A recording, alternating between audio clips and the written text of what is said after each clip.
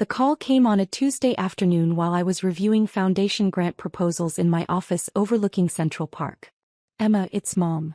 Her voice had that careful tone she used when delivering bad news disguised as reasonable decisions. We need to talk about Sarah's baby shower. I set down my pen. What about it? Well, honey, we've been thinking. Sarah's friends are all from her residency program. Pediatricians, OBs, surgeons. Very accomplished women. And you know how doctors can be about professional hierarchy. I'm not sure I follow. What I'm saying is they might ask you questions about your work, and when you explain you're in nonprofit administration they might be judgmental. Sarah doesn't want anyone feeling uncomfortable on her special day. The words landed like small cuts. Clean. Precise. Designed to hurt without seeming intentional. So I'm not invited to my sister's baby shower. It's not that you're not invited, sweetie. It's just, maybe it's better if we keep it to her professional circle. You understand, right? These women are very particular. I stared out at the Manhattan skyline. 47 stories below, people moved through their lives, unaware that in this glass tower, a woman was being uninvited from her sister's celebration because her career wasn't impressive enough. I understand, I said quietly. Oh good. I knew you'd be mature about this. We'll have a private family dinner later, just the four of us. That'll be nicer anyway. When's the shower? This Saturday at the Rosewood Hotel. 2 o'clock. Sarah reserved the garden terrace. It's going to be beautiful. The Rosewood. I knew it well. I'd hosted 3 foundation galas there. That sounds lovely. It will be. And Emma, this isn't personal. You know we love you. But sometimes it's better to be practical about these things. After she hung up, I sat in silence for a long moment. Then I opened my laptop and pulled up my calendar. Saturday 2 p.m. I had blocked off for personal time. I'd planned to attend Sarah's shower, bringing the custom-engraved silver rattle I'd commissioned from Tiffany. Instead I sent a different message. 2. Jameson Foundation Board of Directors Saturday meeting strategic review required. I typed carefully, professionally. An urgent matter requires board attention. I'm calling an emergency meeting for Saturday 2:30 p.m. to discuss recent developments with our hospital partnerships. Specifically, we need to review the status of our $25 million commitment to Presbyterian Heights Medical Center. Details to follow. I hit send. Then I opened my personal contacts and found Dr. Helena Reeves, Chief of Surgery at Presbyterian Heights. We'd had lunch monthly for 3 years, ever since the Jameson Foundation had partnered with her hospital for a pediatric cancer wing. Me. Dr. Reeves, are you attending a baby shower at the Rosewood Saturday? Helena. Yes. Sarah Chen's shower. Do you know her? Me, she's my sister. Helena. Your sister. Why didn't you mention this? Are you coming? I'd love to introduce you to the other attendees. Me. Unfortunately, I wasn't invited. Family dynamics. 3 dots appeared. Disappeared. Appeared again. Helena. That's odd. Sarah talks about you sometimes. Says you work in nonprofit admin. Makes it sound very entry-level. Me, she's not wrong. I do work in nonprofit administration. Helena. Emma, you're the executive director of the Jameson Foundation. That's not nonprofit admin. That's one of the most powerful positions in medical philanthropy.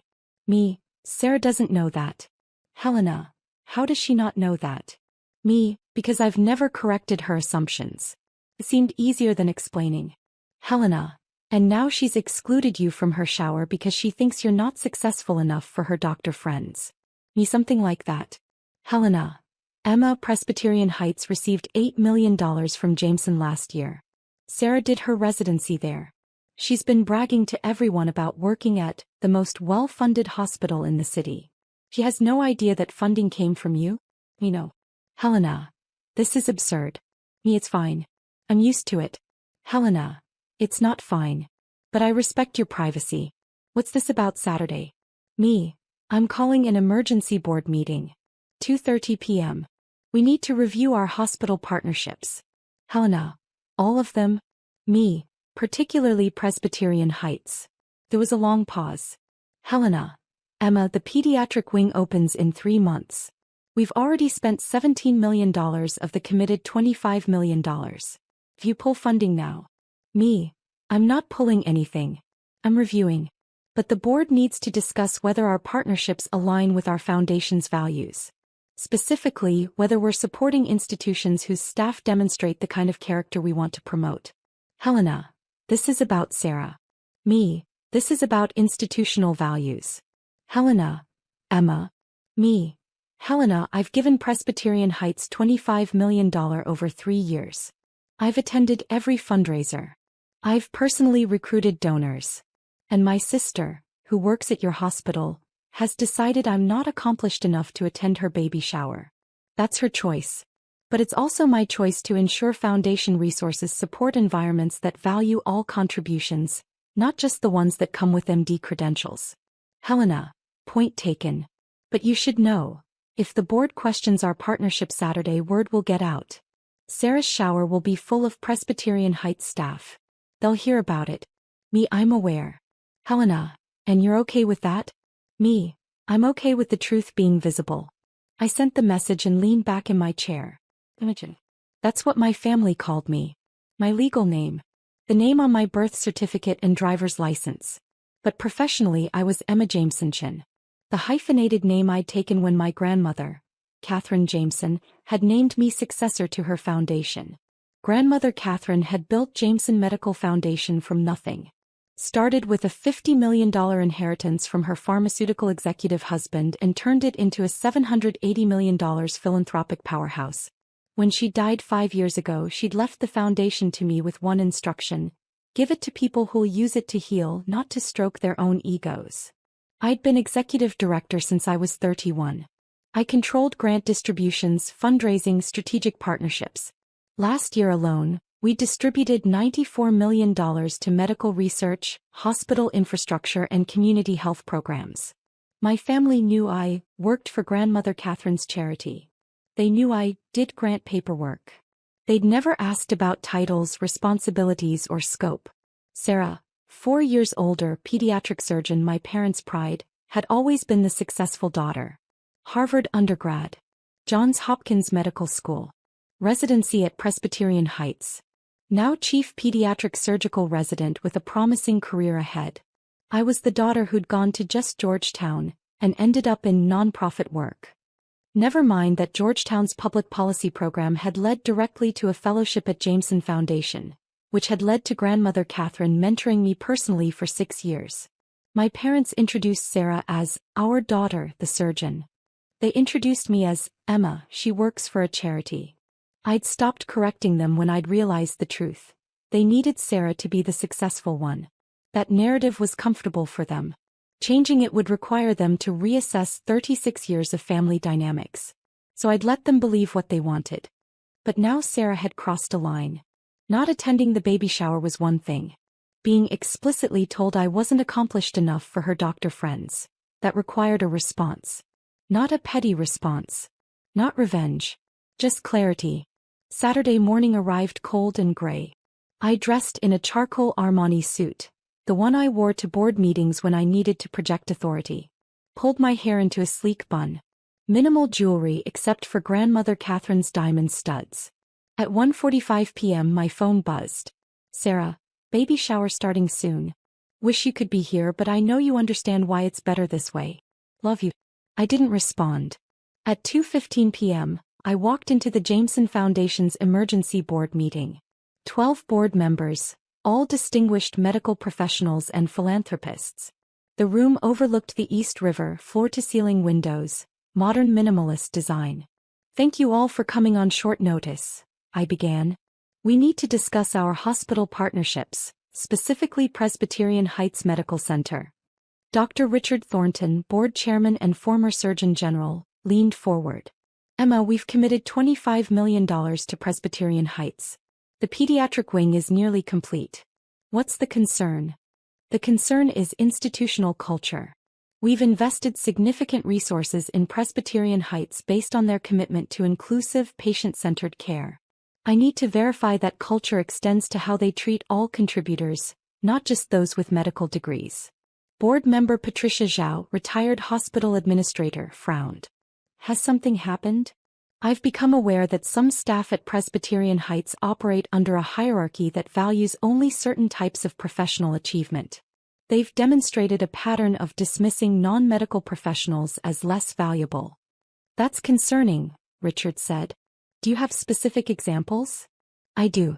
But I'd like to table detailed discussion until we can hear from Presbyterian Heights leadership directly. I've invited Dr. Helena Reeves, their chief of surgery, to join us at 2:45. She's coming here? During Sarah Chen's baby shower. Patricia's eyes widened. Emma, isn't Sarah your sister? Yes. Understanding rippled through the room. Richard cleared his throat.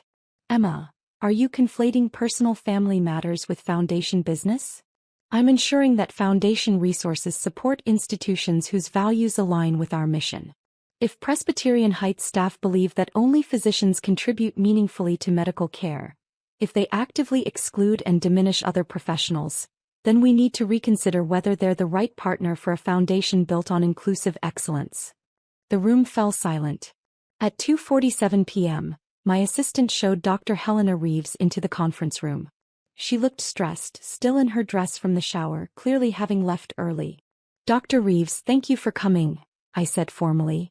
The board has questions about institutional culture at Presbyterian Heights. Helena sat, glancing at me with an expression that said, I can't believe you're actually doing this. Richard spoke first. Dr. Reeves, Emma has raised concerns about how Presbyterian Heights values non-medical professionals. Can you speak to your institution's culture? Helena took a breath. Presbyterian Heights has always prided itself on collaborative, interdisciplinary care. We employ and respect a wide range of professionals: nurses, administrators, social workers, researchers. Our mission statement explicitly values all contributions to patient care. And in practice? Patricia asked. In practice, we're human. Sometimes medical staff can be hierarchical. It's an industry-wide problem. Physicians sometimes fail to recognize that healing happens through many hands, not just surgical ones. Has the foundation ever expressed concerns about this before? Richard asked. No. Emma has been nothing but supportive. She's attended every fundraiser, recruited major donors, championed our pediatric cancer wing personally. So why are we discussing this now? Helena hesitated, looking at me. I nodded. Because, Helena said carefully, I attended a baby shower this afternoon for Dr. Sarah Chen, one of our surgical residents. During the shower, Sarah's mother mentioned that Sarah's sister couldn't attend because she works in nonprofit admin and wouldn't fit in with all the accomplished women here. Patricia's jaw tightened. And Sarah's sister is? Me, I said quietly. Sarah's my sister. She excluded me from her baby shower because she believes I'm not successful enough to socialize with her doctor friends. The room erupted. That's unconscionable. She doesn't know who you are? How is that possible? I raised a hand. Sarah knows I work for the Jameson Foundation. She's never asked about my role. She assumes I process grant applications or file paperwork. I've never corrected her. Why not? Richard demanded. Because my family needed me to be less successful than Sarah. That was my assigned role. Correcting them would have disrupted their entire family narrative. So you funded her hospital instead? Patricia's voice was sharp. I funded a hospital that does excellent work. The fact that Sarah works there is coincidental. But her attitude, the dismissiveness toward non-medical professionals, the assumption that only physicians contribute meaningfully, that represents a cultural problem we should consider. Helena spoke up. If I may, this afternoon at the shower, several attendees made comments about lesser professions and people who couldn't cut it in medical school. The attitude Emma describes is real. It exists in our institution. And you're the chief of surgery, Richard said. What are you doing about it? Honestly, not enough. I've focused on clinical excellence and assumed cultural issues would sort themselves out. Today made me realize they won't. Richard looked at me. Emma, what do you want? I want Presbyterian Heights to demonstrate that they value all contributions to healthcare, not just those made by physicians. I want institutional leadership to address the hierarchical culture that allows staff to dismiss and diminish other professionals. And I want to ensure that foundation resources support environments where excellence is recognized in all its forms. And if Presbyterian Heights doesn't meet those standards, then we complete our current commitments and redirect future funding to institutions that do. Helena's face went pale. Emma, Presbyterian Heights receives more foundation funding than any other hospital in the region. If you redirect that, then perhaps Presbyterian Heights should ensure its culture reflects the values that attracted that funding in the first place. Richard looked around the table. Board members' thoughts. The discussion lasted 40 minutes. Every board member agreed. Institutional culture mattered. If Presbyterian Heights demonstrated systemic dismissiveness toward non-medical professionals, that conflicted with foundation values. Finally, Richard said, Dr. Reeves, the board's decision is this. We'll continue current commitments, but all future funding is contingent on Presbyterian Heights implementing measurable cultural change. We want quarterly reports on initiatives to address professional hierarchy. We want staff training on interdisciplinary respect. And we want visible leadership commitment to valuing all contributions to patient care. I understand, Helena said quietly. You have 90 days to present an action plan. Until then, all new grant applications are frozen. After Helena left, the board members lingered. Patricia approached me. Emma, that took courage. It took reaching a breaking point. Your sister has no idea what she's cost her hospital, does she? Not yet. She will soon. Word travels fast in medical circles. I nodded. I know. At 4:17 p.m., while I was still in the board meeting aftermath, my phone started buzzing. Sarah. Emma, what the hell is going on? Dr. Reeves left my shower early for an emergency board meeting with the Jameson Foundation. People are saying the foundation is reviewing Presbyterian Heights funding. I silenced the phone. Emma, Sarah called very upset. She says something's happening with hospital funding. Do you know anything about this? Sarah. Why is the Jameson Foundation suddenly questioning Presbyterian Heights? This is going to reflect badly on all of us residents. Honey, please call us. Sarah's friends are all worried about their jobs. At 5:03 p.m. my phone actually rang. I let it go to voicemail. Her message. Emma, I don't understand what's happening. Dr. Reeves came back from this foundation meeting and immediately called an emergency staff meeting. She said Jameson Foundation is reconsidering partnerships with hospitals that don't value all healthcare professionals. Everyone's panicking. Do you know anything about this? You work there, right? Can you find out what's going on? I deleted the message. At 6:42 p.m. another voicemail from Mom. Emma, this is getting serious. Sarah's colleagues are saying the Jameson Foundation might pull $25 million in funding. That's the pediatric wing Sarah's been working on. Can you ask your boss what's happening? This could ruin Sarah's career before it even starts. I poured a glass of wine and looked out at the city lights. My phone buzzed again. Helena. The hospital administrator just called an emergency leadership meeting for Monday morning. Word got out. Your name came up. Sarah asked if anyone knew Emma Chin from the foundation. I told her to ask you herself. Me and Helena. She said you just do grant paperwork. Someone showed her the foundation website. The executive team page. Your photo and bio. She went completely silent. Me, what does my bio say? Helena. Emma Jameson Chin, Executive Director. Emma leads strategic direction for the Jameson Medical Foundation's $94 million annual distribution budget. Previously served as Director of Strategic Partnerships and completed a fellowship in medical philanthropy at Georgetown University. She holds degrees in public policy and healthcare administration. Under her leadership, the foundation has distributed over $380 million to medical research and hospital infrastructure. Me, comprehensive. Helena. Emma, she had no idea. She literally said, that can't be my sister. My sister works in admin. Me, what did you say? Helena. I said that administration at the executive level means controlling hundreds of millions of dollars in medical funding. That grant paperwork means deciding which hospitals get world-class pediatric wings and which ones don't. That maybe she should have asked you about your actual job instead of assuming. Me, how did she react? Helena. She asked for your phone number. I told her she already had it. At 7:28 p.m. Sarah called again.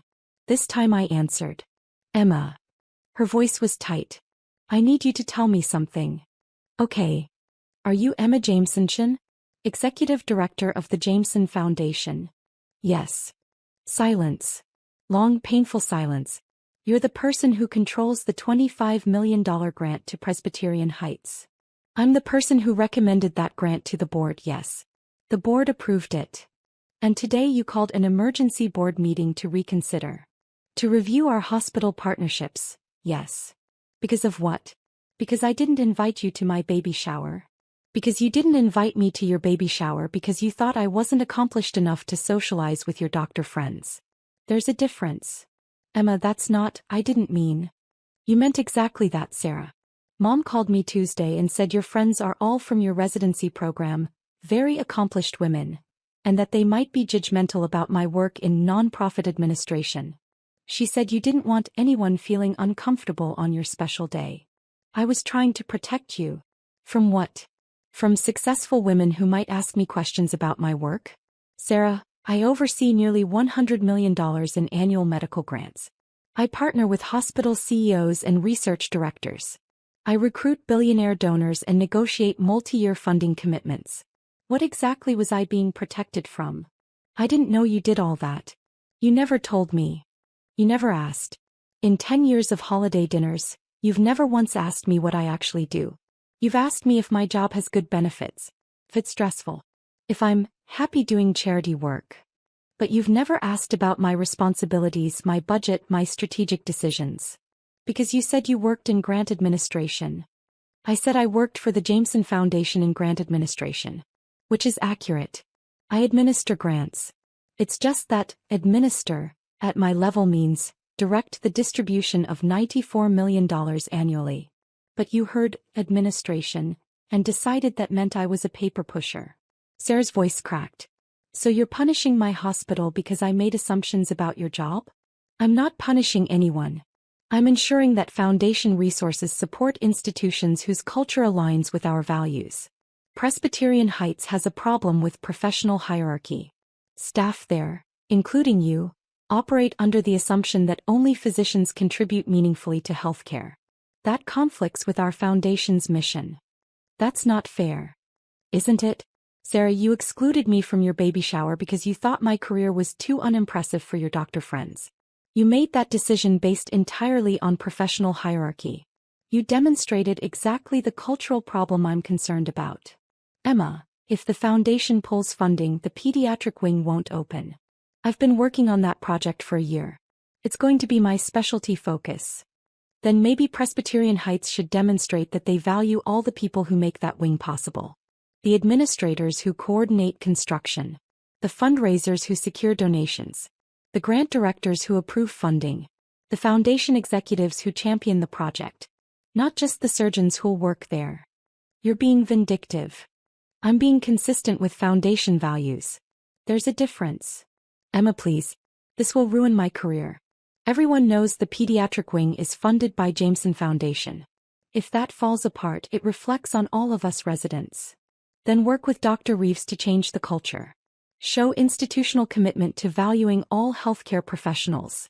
Demonstrate that Presbyterian Heights recognizes excellence in all its forms, not just those that come with MD credentials. I can't believe you're doing this. I can't believe you thought so little of my career that you excluded me from your celebration. But here we are. She hung up. Monday morning, I arrived at my office to find 17 missed calls from family members. I ignored them all. At 10:15 a.m., my assistant buzzed. Ms. Jameson, there's a Sarah Chin here to see you. She says she's your sister. She doesn't have an appointment. I checked my reflection in the window. Perfect posture. Professional. Composed. Send her up. Sarah walked into my office and stopped dead. Took in the view, the artwork, the mahogany desk, the photos of me with hospital administrators and Nobel laureates. This is your office, she said. Yes. It's huge. Executive director offices tend to be. She walked to the window looking out over Central Park. I had no idea. I know. Emma, I came to apologize. For what specifically? For not inviting you to my baby shower. For making assumptions about your career. For not knowing who you actually are. Those are three separate apologies. Let's take them one at a time. The baby shower. Do you understand why that hurt? Sarah nodded, tears forming. Because I excluded you based on professional snobbery. I decided you weren't successful enough to be around my friends. That was cruel. Yes, it was. Next, the assumptions about my career. Do you understand the problem there? I never asked you what you actually did. I heard nonprofit and administration, and assumed it meant entry-level work. I never verified. I never showed interest. And the last one, not knowing who I am? I've been your sister for 36 years and I have no idea what your life actually looks like. What you've accomplished. What you do every day. I've been so focused on my own career that I never bothered to understand yours. Why not? Sarah sat down heavily. Because it was easier to be the successful daughter if you were the less successful one. Because comparing myself favorably to you made me feel better about my own achievements. Because I needed you to be smaller so I could feel bigger. The honesty was startling. Thank you for saying that, I said quietly. It doesn't make it okay. No. But it's a start. Emma, the hospital is in crisis. Dr. Reeves held an all-staff meeting this morning. She explained that Jameson Foundation is reconsidering partnerships with institutions that demonstrate professional hierarchy. She said that one of our own residents had excluded her sister from a celebration specifically because the sister worked in just administration, not knowing that sister controlled the foundation funding our expansion. And how did people react? Horror. Shame. Immediate recognition that we have a culture problem. Dr. Reeves announced mandatory training on interdisciplinary respect. She's forming a committee to review institutional attitudes toward non-medical professionals. She made it very clear. If we don't change, we lose funding. Good. But Emma, I'm the reason this happened. Everyone knows it was my baby shower. I've become the face of everything wrong with our culture. Is that fair? Completely. I demonstrated the exact problem. And now I have to live with the consequences. We sat in silence. Finally, Sarah said, what do I need to do to fix this? Personally or professionally? Both. Personally, you need to actually get to know me. Not as the less successful sister, but as an actual person with an actual career. That means asking questions. Showing interest.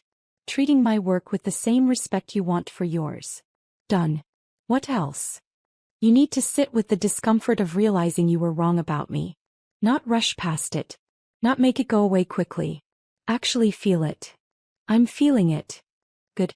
Professionally, you need to be the loudest voice in changing Presbyterian Heights culture. Use your status as chief resident.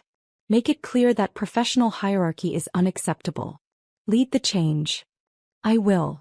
And Sarah, you need to understand something. I didn't pull funding out of petty revenge. I pulled it because you demonstrated a fundamental misalignment between your institution's stated values and its actual culture. If Presbyterian Heights is going to receive foundation support, it needs to deserve that support. I understand. Do you? Because this isn't about you and me. This is about whether hospitals value all the people who make healing possible. The researchers, the administrators, the fundraisers, the policy experts. If medical institutions only celebrate physicians, they're missing half the equation. Sarah nodded. You're right. And we've been wrong. I've been wrong. Yes. You have. Can I ask you something? Go ahead. Why didn't you ever correct us? Why didn't you make us see you? I thought about that. Because fighting for recognition is exhausting. Because I was tired of justifying my worth. Because I decided it was easier to build something undeniable than to constantly argue for acknowledgement. And then I made you argue anyway. No. You made me set a boundary. There's a difference. I'm not arguing for acknowledgement anymore, Sarah. I'm requiring it. And if institutions or family members can't provide it, I'm redirecting my energy elsewhere. She walked to my desk. I want to do better. As your sister. I want to actually know you. That takes time. I have time. This baby isn't coming for 4 months. You're inviting me to be part of that? I'm begging you to be part of it. Emma, I want my daughter to know her aunt. The real one. Not the version I invented. I want her to grow up understanding that success comes in many forms.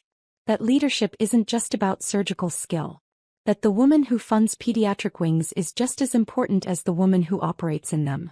Something in my chest loosened. I'd like that, I said quietly. Can we start over? Actually start over. We can try. Sarah pulled out her phone. Tell me about your work. Really tell me. I want to understand what you do every day. So I told her.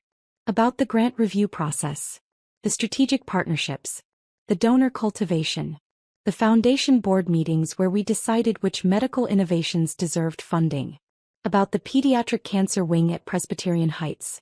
How I'd personally recruited 3 major donors. How I'd championed the project through 2 years of foundation reviews. How I'd negotiated the $25 million commitment.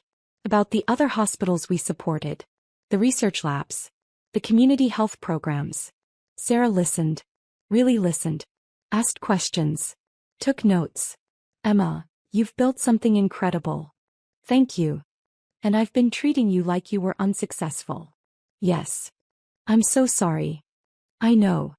3 months later, Presbyterian Heights opened the Jameson Pediatric Cancer Wing. The dedication ceremony was beautiful. Families, staff, board members all celebrating. Dr. Reeves gave a speech about interdisciplinary excellence. About how healing required collaboration between physicians, nurses, researchers, administrators, and philanthropists. About how the wing existed because of contributions from dozens of professionals, not just surgeons. Then she introduced me. I'd like to recognize Emma Jameson, Executive Director of the Jameson Foundation. Without Emma's vision, fundraising, and strategic leadership, this wing wouldn't exist. Emma, would you say a few words? I stood at the podium looking out at the crowd. My family sat in the front row. Mom, Dad, Sarah holding her newborn daughter. When we fund medical infrastructure, I began, we're not just building walls and buying equipment. We're investing in possibility. In the chance that a child diagnosed with cancer will find hope. In the belief that healing happens when talented people work together toward a common goal. I paused, looking directly at Sarah. This wing exists because of physicians who treat with skill and compassion. Because of nurses who provide round-the-clock care. Because of researchers who develop new protocols. Because of administrators who coordinate complex systems. Because of donors who believe in the mission. And because of foundation staff who champion these projects. Every single person in this chain matters. Not just the ones with the most visible roles. Not just the ones with MD credentials. Everyone. And when institutions recognize that, when they truly value all contributions, that's when extraordinary things become possible. The applause was warm, genuine. After the ceremony, Sarah approached with her daughter. Emma, I'd like you to meet Catherine. Named after grandmother. I looked at the tiny face, the alert eyes. Hello, Catherine, I whispered. I want her to know her Aunt Emma, Sarah said. The real one. The one who builds pediatric wings and changes hospital cultures and doesn't need anyone's permission to be extraordinary. That's a lot of pressure for an aunt. You can handle it. You're executive director of a $780 million foundation. I smiled. When did you memorize that figure? When I started actually paying attention to your career. Emma, I've been telling everyone about you. At the hospital. At family gatherings. Anyone who'll listen. My sister runs the Jameson Foundation. She's one of the most influential people in medical philanthropy. That's generous. It's true.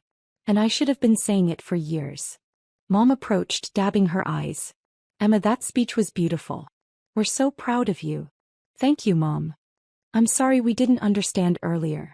About what you'd accomplished. We should have asked more questions. Yes. You should have. Can we do better? Going forward. We can try. Dad joined us. Emma, my colleagues at the firm have been asking about you. Apparently, the Jameson Foundation is legendary in nonprofit circles. I had no idea. It's okay, Dad. You know now. It's not okay. We let you be invisible for too long. That changes now. And it did change. Fully. Imperfectly. But it changed.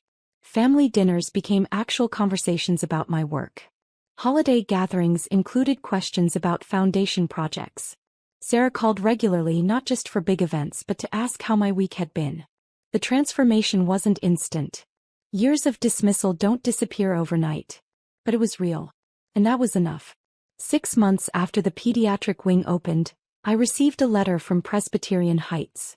Dr. Reeves had written to inform me that the hospital had completed its cultural transformation initiative.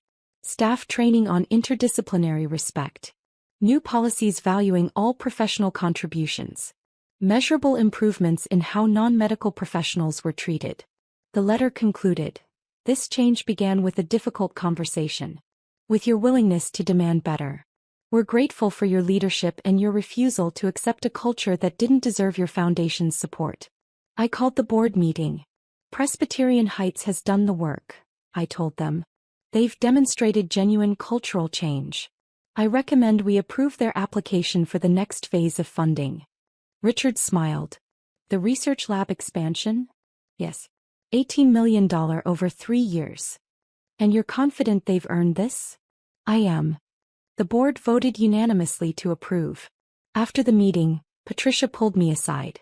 Emma, what you did, forcing institutional change by threatening to withdraw funding, that was controversial. Some people thought it was too personal. It was personal. And it was also right. I agree. But not everyone would have had the courage to do it. I didn't need courage, Patricia. I just needed to be tired enough of being diminished. She laughed. Well, whatever it was, it worked. Presbyterian Heights is a better institution because of you. And your sister is a better person. She's trying. That's what matters. A year after that baby shower I wasn't invited to, Sarah hosted a first birthday party for Catherine. The invitation arrived by mail, formal and beautiful. You're invited to celebrate Catherine's first birthday. Saturday, 2 p.m., Rosewood Hotel Garden Terrace. We can't wait to celebrate with the people who matter most. At the bottom in Sarah's handwriting. Emma, please come. It wouldn't be the same without you. Your family. And this time I know exactly who you are. I went to the party. The same doctors were there. The same accomplished women who'd attended the baby shower. This time Sarah introduced me properly. Everyone, this is my sister Emma. She's the executive director of the Jameson Foundation. She's the reason Presbyterian Heights has world-class facilities. She's one of the most respected people in medical philanthropy. And I'm incredibly proud to be her sister. The doctors looked at me with new recognition. Several approached to thank me for foundation support. To ask about grant opportunities. To treat me like the professional I'd always been. It was gratifying. But it wasn't why I'd come. I'd come because Sarah had asked. Because she'd done the work of seeing me. Because she'd earned the right to celebrate with me. As the party wound down, Sarah found me on the terrace. Thank you for coming. Thank you for inviting me. Properly this time. Emma, I've been thinking about that baby shower. About what I said. What I believed about you. We've moved past that. Have we? Because I'm not sure I have. I wake up sometimes remembering that I excluded you because I thought you weren't successful enough. It makes me sick.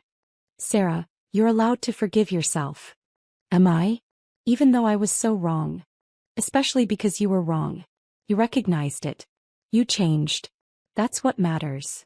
I want Catherine to grow up different from me. I want her to ask questions. To never assume someone's worth based on job titles or degrees. To understand that success has many faces. Then teach her that. I will. With your help. Emma, will you be part of her life? Really part of it? I'd like that. We watched Catherine toddle across the grass, chasing bubbles, laughing. She's lucky, Sarah said. To have you as an aunt. I'm lucky to be included. You were always included, Emma. I just couldn't see it. But I see you now. And I'm not looking away again.